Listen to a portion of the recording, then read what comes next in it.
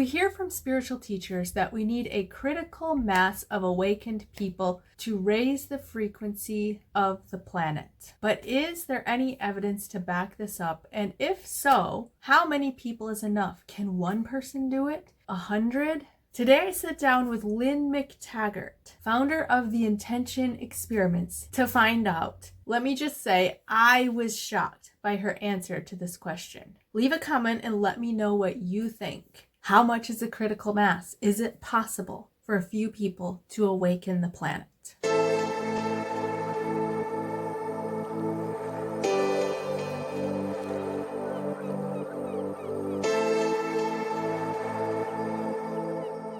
Let's get right into the heart of what we want to discuss.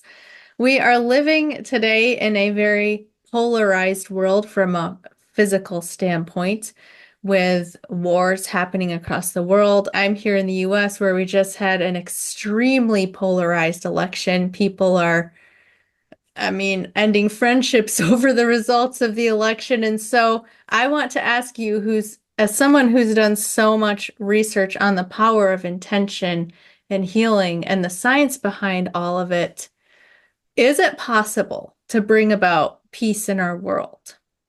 Oh, totally. And I've demonstrated this with a number of my peace intention experiments. I have run a thing called the Intention Experiment, which I started in 2007 with the release of my book, The Intention Experiment, because after writing The Field, I spoke to and studied a number of scientists whose work suggested that thoughts aren't locked inside our heads, but are trespassers that go out and affect other people and things. So being the investigative journalist that I am and started out life as, I said essentially the most practical question I could think of. Well, how far can we take this? Are we talking about simple effects like moving a quantum particle? Or are we talking about curing cancer, ending wars with our thoughts? So at the time, I knew a lot of scientists working in consciousness research, and I also had loads of readers. My book, The Field, was in about 30 languages at the time. So I thought, well, if I just put them together, I'll have the biggest global laboratory in the world. So that's what I did. I started doing the intention experiments, and we've done everything from making seeds grow faster to purifying water to lowering violence in war-torn or violent areas to healing someone of post-traumatic stress disorder. And of those 41 experiments, 37 have shown measurable, positive, mostly significant effects. So within those studies, and I've done about 11 peace intention experiments, within those studies, I also survey participants, and more recently, I've put together polarized individuals deliberately into the same intention experiment. So just to give you an example, in 2017, the end of 2017, I did an experiment at a special kind of studio that enabled me to put cameras in 9 different locations. So we put a camera in the conference room of within 8 different Arab cities. The 9th camera was in an auditorium of Israeli Jews. These are hated enemies, as we certainly know now. I had to broker the whole arrangement because even the head of the Arabs, who was essentially like the Deepak Chopra of the Middle East, a real peace advocate and very popular with a huge following, he had difficulty, as did the person who represented the Israeli Jews, in talking to each other. It was awkward. So I was in the middle of all of that. So I ran this experiment, and the technology was such that I could call on different members of the audience from the different locations, and they could speak to me, and it would also be available to all of the other people on the experiment. So the people in the other conference rooms and the Israeli Jews could see them too, and et cetera, et cetera. Everybody could see everybody else. And we did an intention to lower violence in Jerusalem, which was suffering from a great deal of violence at the time. And afterward, I called on the various people to say, well, how was that for you? And we got back amazing answers of people having extraordinary visualizations of peace, of the members, the Arabs saying to the Israelis, your God is my God, the Israelis saying, we love you, both saying love, love back. And I was so stunned by this. I went to talk to a psychologist at the University of California at Berkeley called Dacher Keltner, who's done a number of studies showing that when people do something altruistic with an open heart, essentially it has a big effect on the vagus nerve, the longest nerve of the body that affects our autonomic nervous system and also is involved in feelings of safety and connection. And when you do something altruistic, as Dacher demonstrated, the heart leaps across the fence. People feel more connected to people who are not like them. And I've seen it there. I've seen it with the last inauguration of Joe Biden after the January 6th events. I put together an intention experiment to keep peace during the inauguration. And I had Republicans and Democrats on there. I had members of the police and African Americans. I had all kinds of polarized people on my Zoom event. And by the end, everybody was sending love to each other again. So for me, that's one of the simplest ways to do it. You don't need guns and armament. You think you need groups of people doing intention to heal, and extraordinary things happen. That's incredible. What happens during your intention experiments?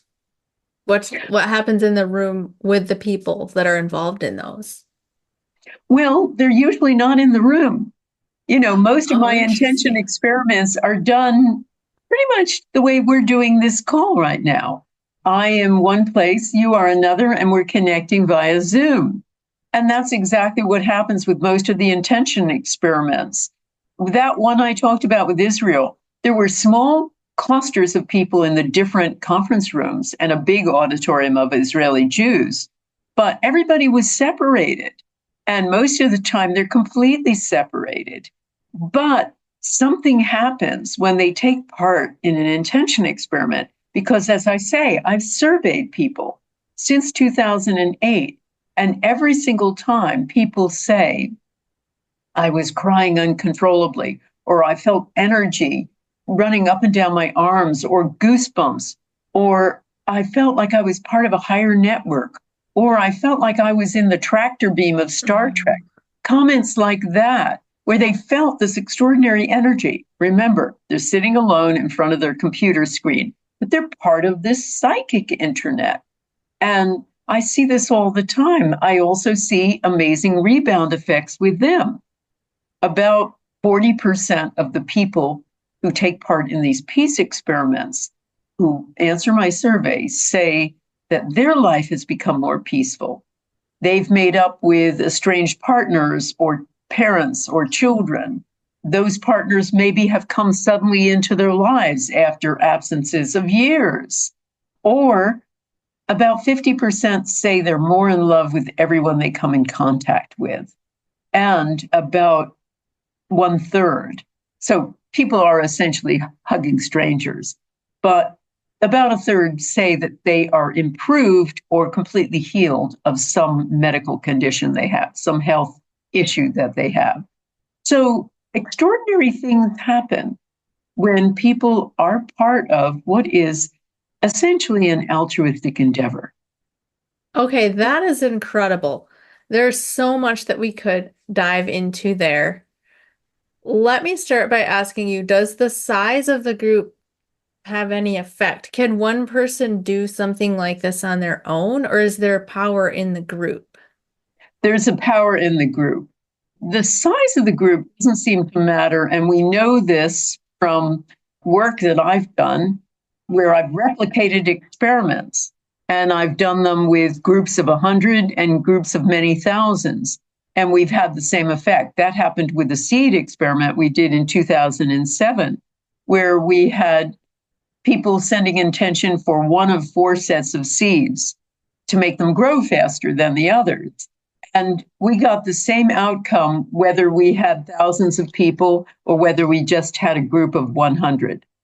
So that doesn't seem to matter. What does matter is experience. So, and connection. That seems to be a really important thing too. Okay, that leads me to another question. I've heard a lot in the context of the awakening and healing of humanity on a global level that we need to reach a critical mass of people who are awakened, intending for this, or whatever the terminology may be. Do you think that's true? Is there a critical mass of people that we need to get meditating and intending together for world peace, or could just one small group be enough? Well, I hear that too. And that came from the Maharishi with transcendental meditation. He said many years ago that we need a critical mass of at least the square root of 1% of the population meditating. And then the violence will go down. And he basically did some studies, and they were very good studies, of advanced meditators in various cities. And the crime rate did fall with meditation. But do remember, meditation is not the same as intention. It has very different brainwave effects, and we've actually measured them and shown that with meditation, certain brain waves become more active, slower brain waves like alpha waves, the speed your brain works during light dreaming. With intention in a group, various parts of the brain dial way down, like the parietal lobes, which sit right here. They help us navigate through space. They tell us this is me, this is not me. They are dialed way down, as are temporal lobes, which do something similar, and right frontal lobes, which are involved in worry, doubt, negativity. All of this is dialed way down. Our people don't have brainwave signatures that look like meditation. What they do have is brainwave signatures as measured by the University of Pennsylvania, Dr. Andrew Newberg, a neuroscientist who studied Buddhist monks during ecstatic prayer and Sufi masters during chanting and other groups of people in a kind of mystical state. That's what ours resemble. They're almost identical to them. We know this from brainwave studies we've done with a team of neuroscientists ourselves. So what this means is, first of all, this is very different from meditation. And with all of my studies, it hasn't really mattered the size of the group. What does matter is a group. That's important. As I said, we got the same result with seeds with 100 people as we did with many thousands on the internet. So that didn't matter. I think what the other reason why it doesn't matter is simply this: the ripple effect of social networks. A guy called Nicholas Christakis, who is a sociologist at Harvard, did a really interesting study looking at social networks and the spread of certain behavior. He found that happy people are more likely to have happy friends, not because they self-select happy people to be with, but because of the natural spread of happiness. He found this with negative emotions too. Lonely people are more likely to have lonely friends because of the natural spread of loneliness, as are obese people. They're more likely to have obese friends because they reset what is normal. So we are very contagious, but we're also contagious with good deeds. So what he found is a good deed, a kindness, goes 3 degrees down a social network.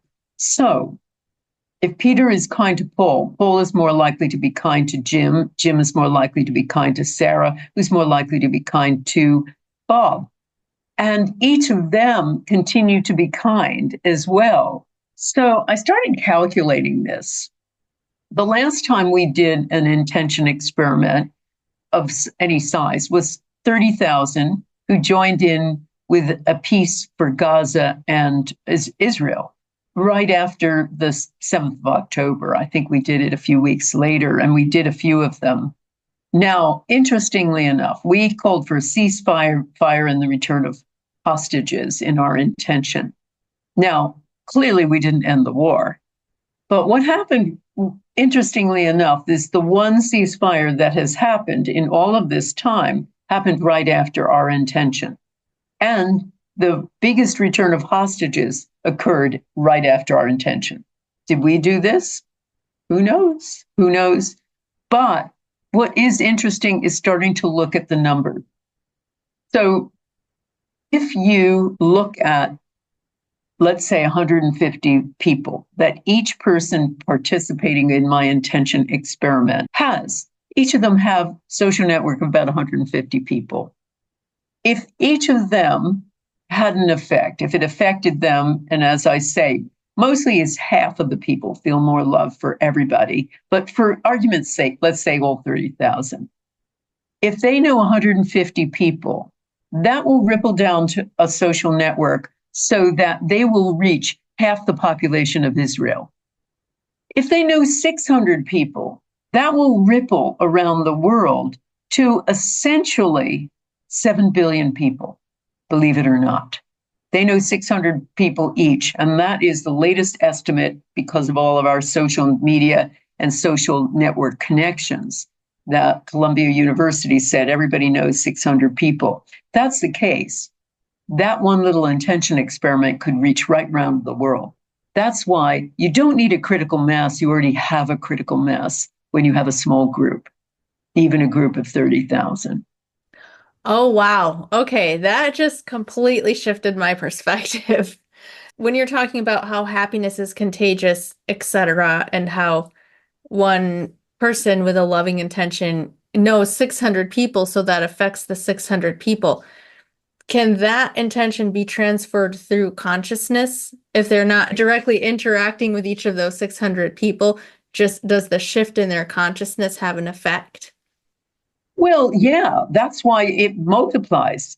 If you're kind to someone else, they're more likely to be kind to someone else. So if you are loving and sending loving intention to end violence and to come together, they're more likely to be affected and more likely to affect. So it's a contagion of goodwill. I love that phrase, contagion of goodwill. Okay, so I would love to ask you about some of the science behind this. That's one of the things that I was really drawn to in your book is that you're bridging the gap between the spirituality and the science.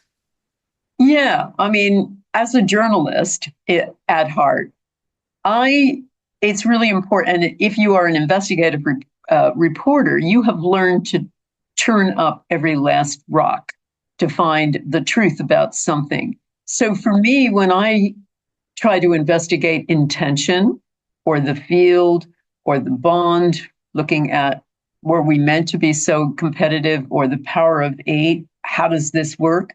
I try to overturn every last stone. And I'm doing that with my current book too. And usually my books have about 400 scientific references in them, even though they are, they read like just a simple book.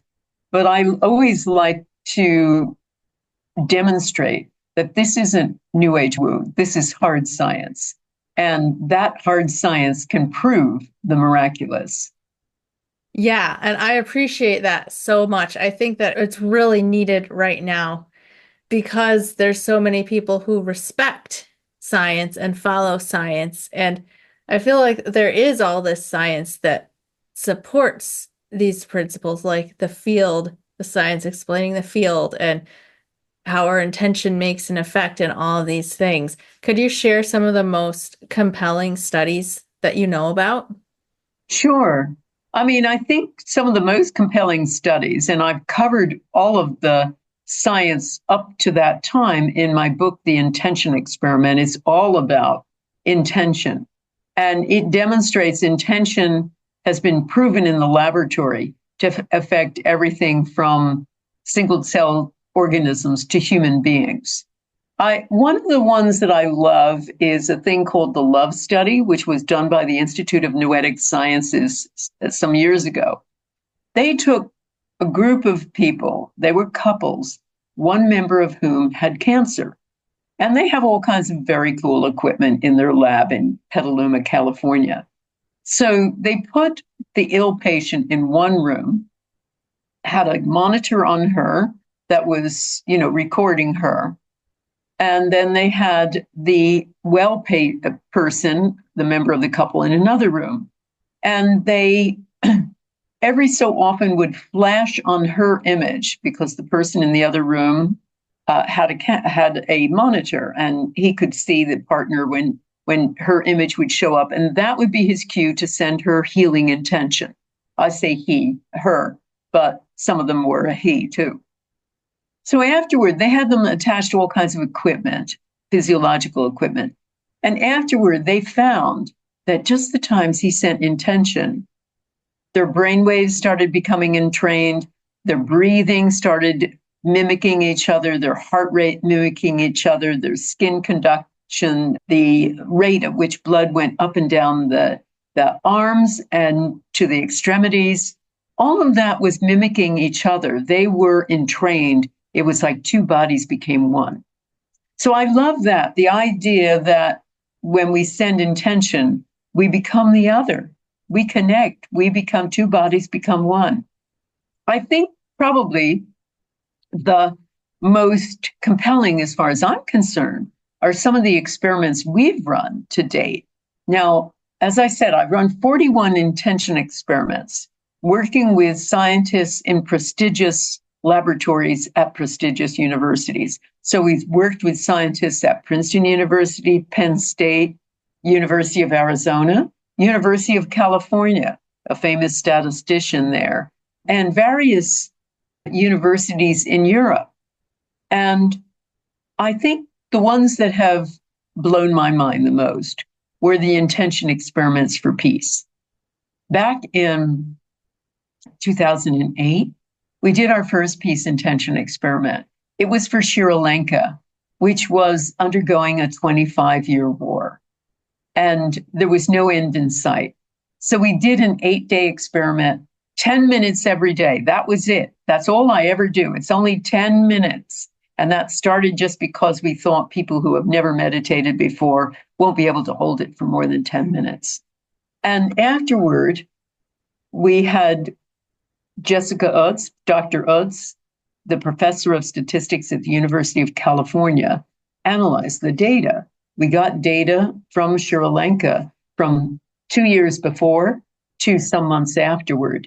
And she found, to our horror at first, that violence quadrupled during that week of our intention. But then it plummeted. But what happened afterward was the most interesting of all. We discovered that during that very week of intention, the government won a number of decisive battles that turned around the entire course of the war. They were able, as a result of that, to recapture the north of the country, which had been completely taken over by the rebel forces.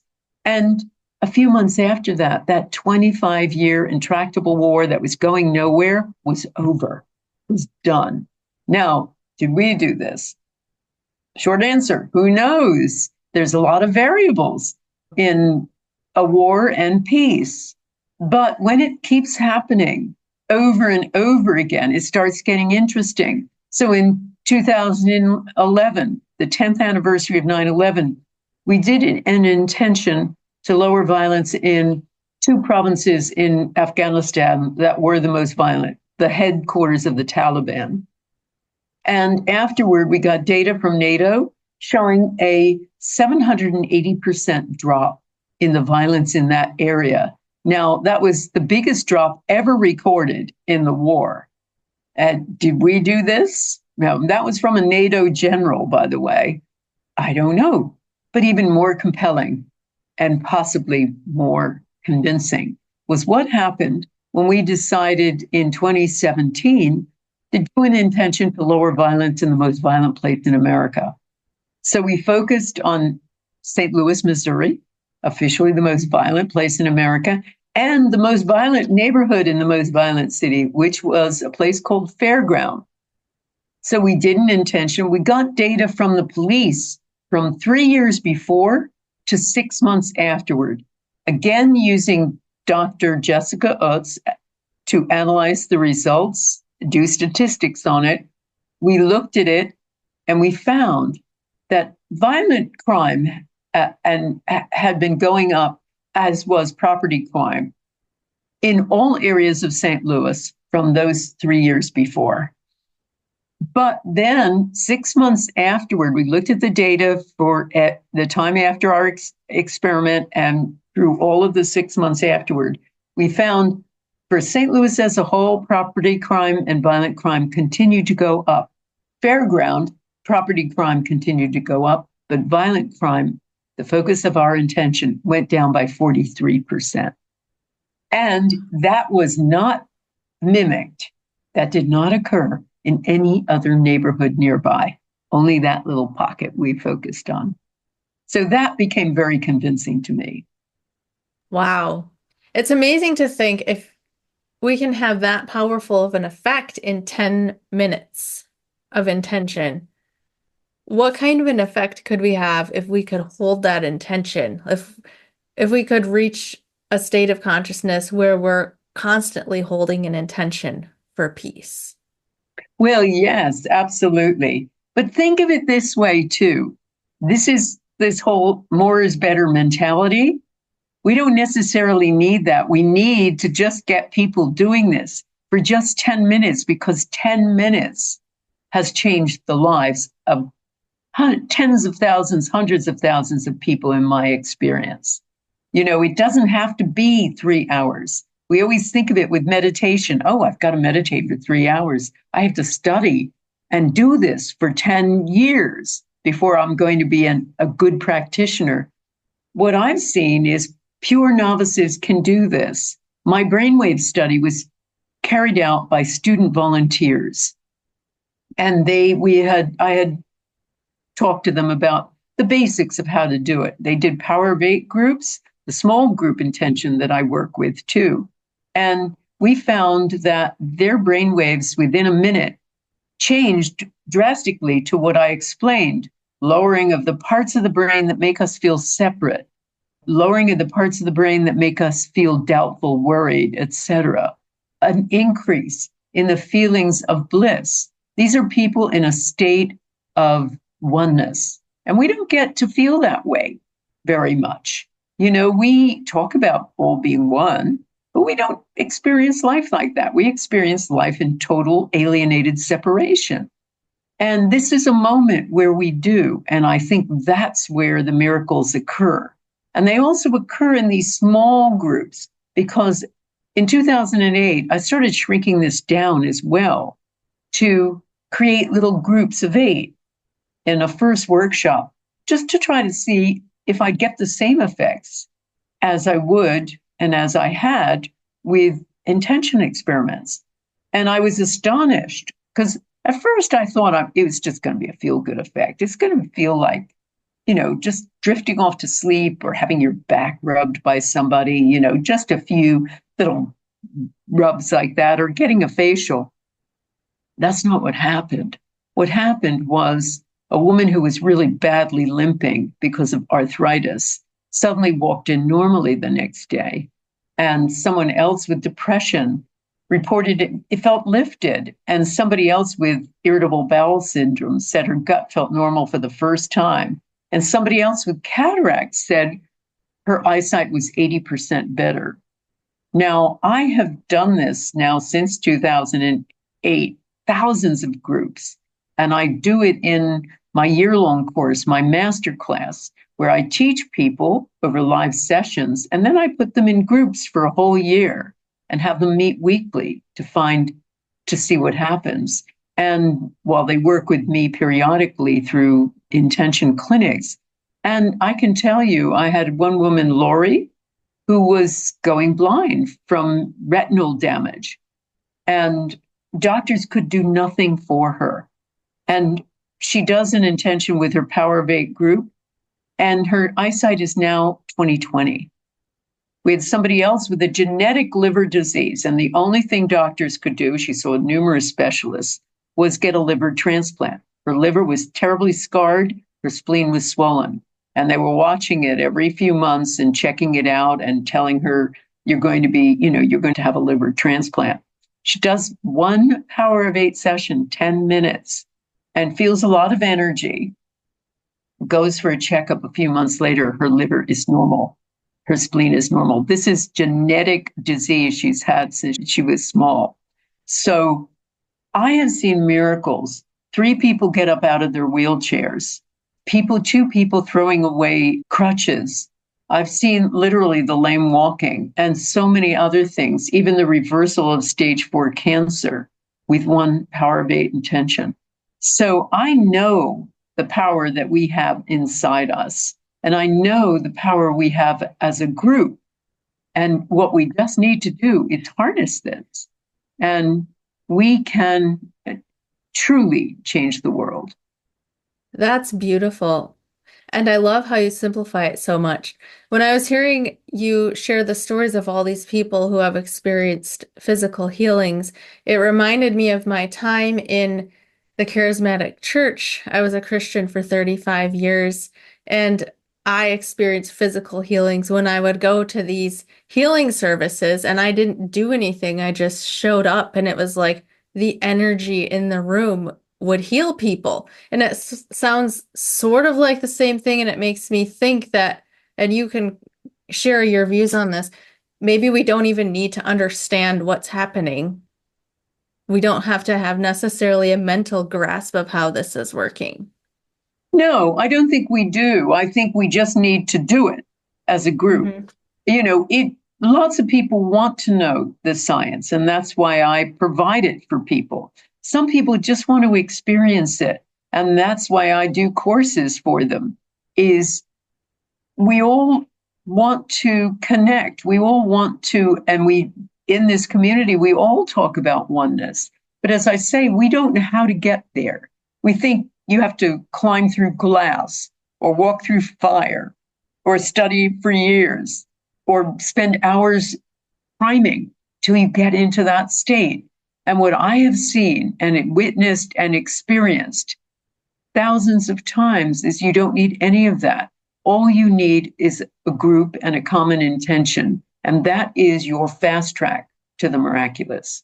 If you could give one message to everyone on the planet, what would it be? That message would be, I guess, you have an untapped, extraordinary capacity inside you, a secret ability waiting to be unleashed. You are not told about this. And in fact, you're discouraged from it as a child, because as a child, you probably know this. But that power is intention, and it gets amplified in a group. So what you need is to reconnect with it. And when you can heal yourself, you can heal each other, you can heal the world. In this moment, I have been concerned by the number of people in charge who really don't know how to fix things. I see it here in the UK, I see it in the US, we see it all over the world. And I was thinking to myself, we need an army of change makers here. And then I suddenly realized I have an army of change makers. I have tens of thousands of Power of Eight groups around the world. So if people just come onto my community site, that's completely free too.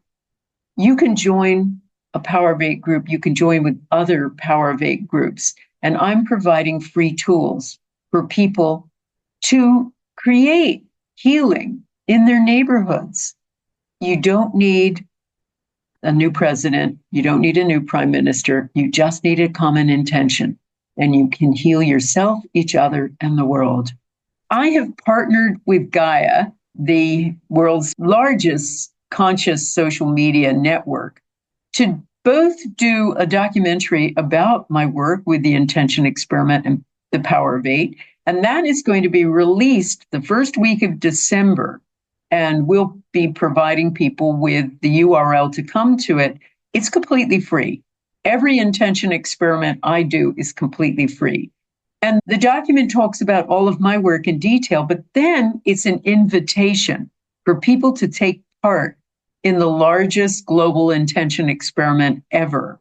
And it's going to be on February 1st, and I'll be kicking it off live from Boulder, from Gaia's headquarters. We're going to have people participating from around the world, and we're going to focus on a particular site to heal America.